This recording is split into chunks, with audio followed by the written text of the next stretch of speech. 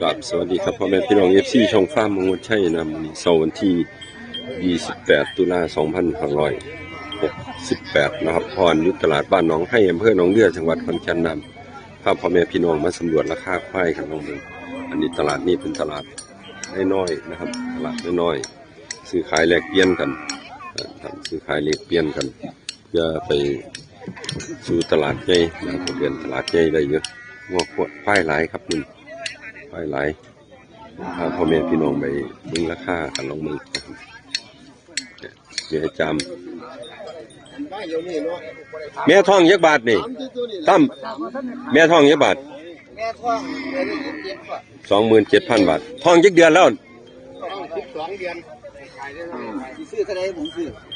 ท้องยักเดือนแล้วแม่นค่อยท้องเอา9,000ได้บ่2,000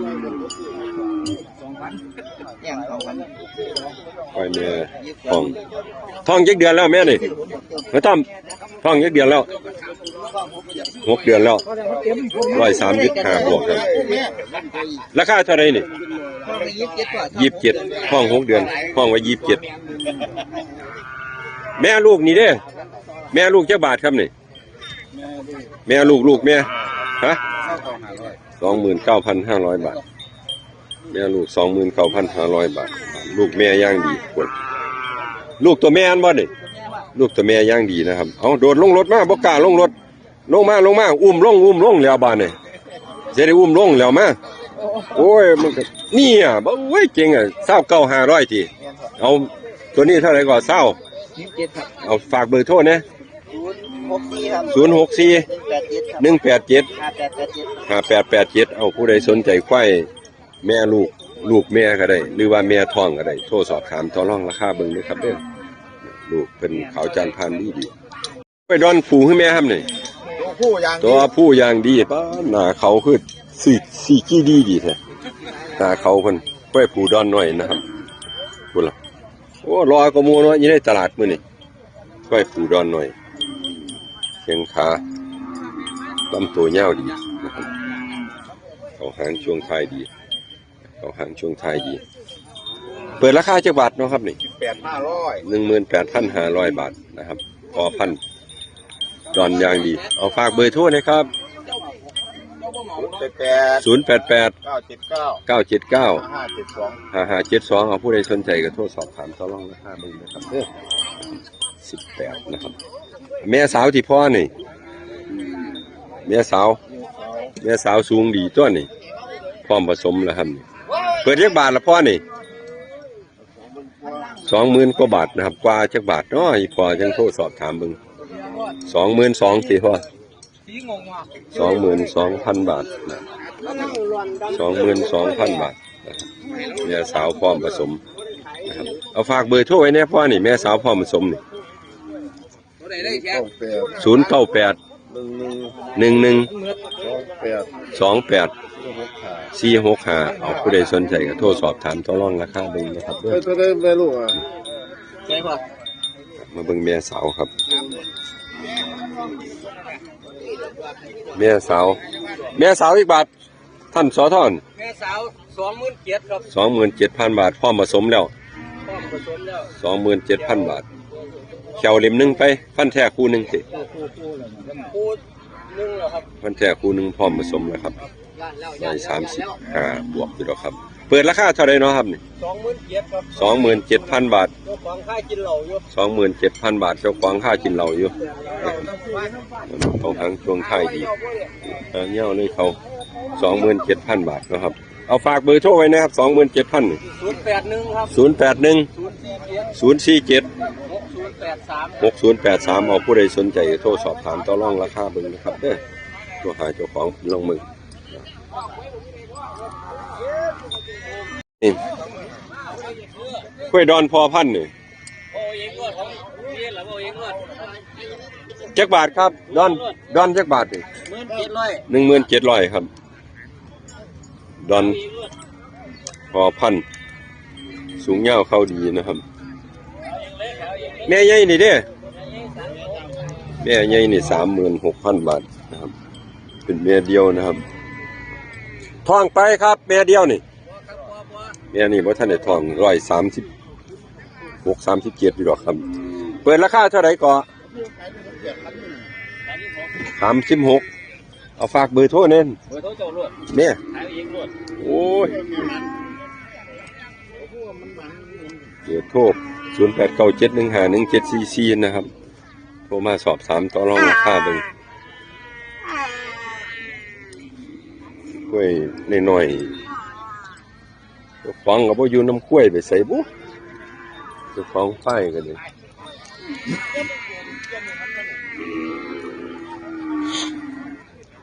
ของเจ้าบ่แม่นนี่อันนี้แม่ลูกโอ้ยห้องหาแม่แซวซายอยู่แม่ลูกเถือกจักแม่ลูกเถือกจักบาทเนาะครับกล้วยพญทัดโอ้จักบาทละครับนี่19,500แม่ลูกเถือกครับ19,500 บาทกินยาบ่ต้องห่วงฝากเบอร์โทรแน่นแม่ลูก19,500นี่เบอร์โทรพญทัดอีไสเนาะบ่จำบ่ได้ครับป้าแม่ลูกนี่แม่ลูกแม่ย่างดีนี่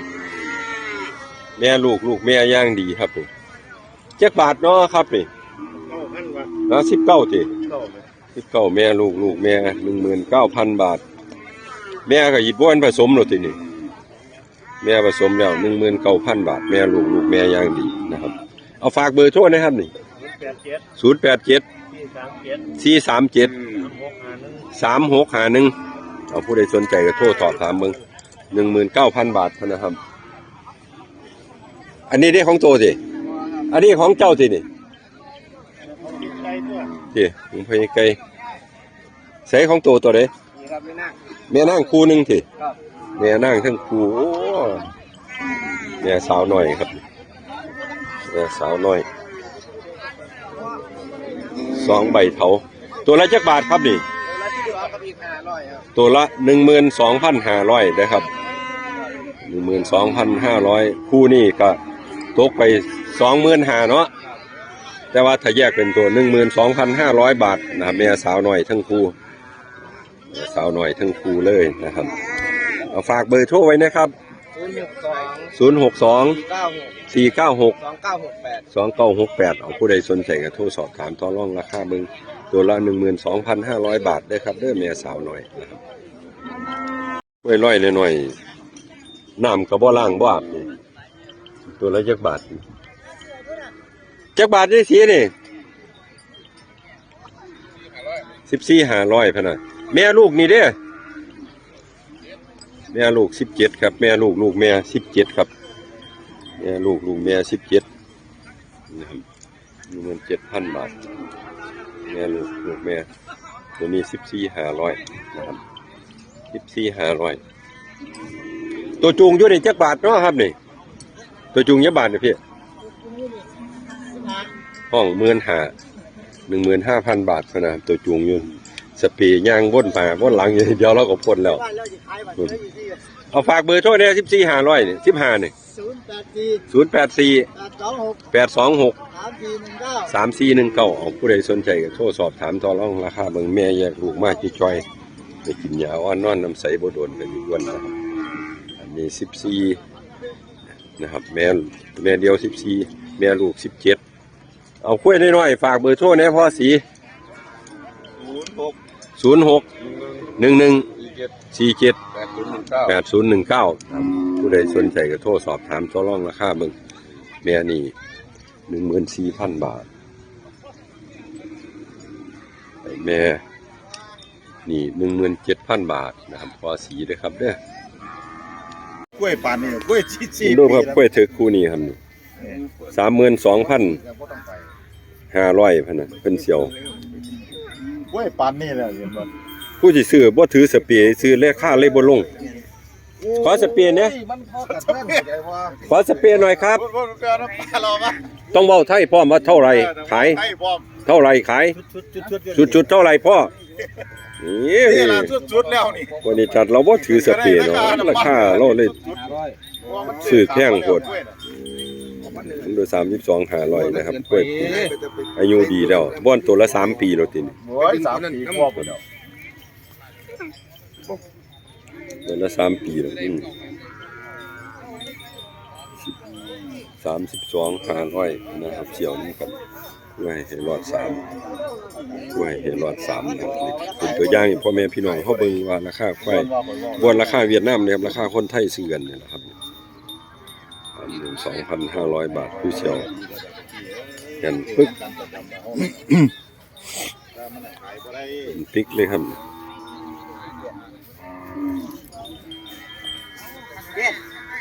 ของไอ้ละได้มา 12,500ยังบ่ได้ขายเลยครับ เก้าเจริญ เอาแม่เตี้ยจักบาทครับนี่ ครับ ฮะ 95 25,000 บาท เม็ด12เซน เสียบบัตรแล้วมันบ่นี่ เรียบแล้ว เม็ด12เส้นพุ่นน่ะเป็นกล้วยเตี้ยนะครับกล้วยเตี้ย25,000พุ่นน่ะห้องไว้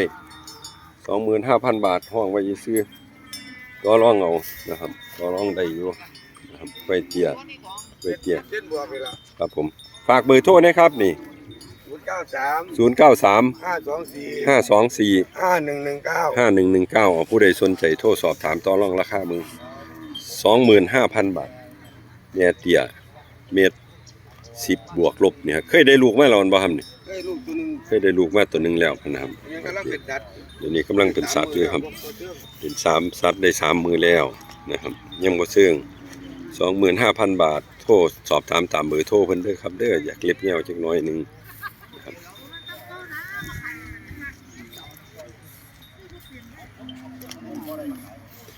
แม่ลูกลูกผู้คือลูกแม่ครับนี่ อยู่ครับ แม่ลูกผู้แม่สายดำควายลูกแรกแม่135อีกเด้อเนาะครับนอน แม่น แม่สูง135ได้อยู่ครับลูกตัวผู้ครับลูกตัวผู้แม่หางยาวเป็นควายลูกผสมครับแม่ลูก ผมบ่ทันออกลูก ควายลูกผสมแม่ลูกจักบาทแล้วครับนี่ นี่เรื่องว่าอันราคา19,500ครับ 19,500แม่ลูกนี่19,500เด้อครับเด้อลูกตัวผู้ย่างดี ผู้ย่างอยู่เลย อันนี้เด้แม่ลูกนี่เด้บัดนี่ โอ้อันนั้น24,000ครับ อันนี้24,000ลูกตัวผู้คือกันควายลูกแรก133นี่ดอกครับเท่าไหร่ก็29ตินี่ บ่ครับเขาหา 25,000 บาทลูกตัวผู้คือกันนะครับ หา อันนี้เด้ครับบัดนี่ อันนี้30,000 แม่ลูกแม่ ลูกแม่ แม่ลูกแม่ก็135บวกอยู่เด้อครับด้วยสิลูกตัวที่2ติดแม่นี่30,000ครับราคาเพิ่นห้อง30,000 บาทนะครับแม่ลูกแม่นี่ก็แม่นติ นี่ก็แม่นนี่ลูกแม่กัน อันนี้แม่ลูกแม่ลูกตัวแม่คือกันจักบาทแม่ลูกแม่น อันนี้29ครับ 29,000 บาทแม่ลูกแม่นี่ 29,000 บาทนะครับเด้อแม่เดียวนี่เด้อครับนี่ แม่เดียว15 แม่เดียว15แม่เดียวนี่ ขายลูกออกแล้ว 15ขายลูกออกแล้วเหลือ 15,000 บาท 15,000 บาทนะครับ 15,000 บาทอันนี้ได้แม่ลูกเถิกนี่ได้บัดนี่เนี่ยแม่ลูกผู้จักบาท กันแล้วว่าลูกราคาแล้ว เท่าไหร่แล้ว 9,000 29 29,000 บาทนะครับเนี่ยลูกตัวผู้29,000 บาทนะครับเอาได้หลายคมนี่ฝากเบอร์โทรนะ 087 087 459 459 1291 เอาผู้ใดสนใจก็โทรสอบถามต่อรองราคาเอาเนี่ยโทรหาเราโหลด456คมนี่นะลูกผู้ลูกแม่ก็มีเลยครับเด้อครับเอาเนี่ยครับบรรยากาศตลาดบ้านหนองให้อำเภอหนองเรือจังหวัดขอนแก่นนะครับตลาดน้อยๆซื้อขายแลกเปลี่ยนกันควายก็ร้อยกลางร้อยน้อยโดนๆก็ร้อยเข้ามาอยู่ครับควายงามนะครับฝากพ่อแม่พี่น้องรับชมกับรับฟังกับฝากกดติดตามด้วยนะครับเด้อมื้ออื่นก็สิตลาดค่ำบงหมดแล้วครับมื้ออื่นนะครับวันพฤหัสก็สิตลาดสีถาดจังโง่ขึ้นมาขอนแก่นผู้เวียงวันเสาร์อาทิตย์พุ่นล่ะนะครับเนาะเอาสำหรับมื้อนี้ขอได้รับความขอบคุณพ่อแม่พี่น้องลำๆรวยๆนะครับเด้อถูกหวยด้วยเบอร์นะครับสำหรับมื้อนี้ขอกล่าวคำว่าสวัสดีครับ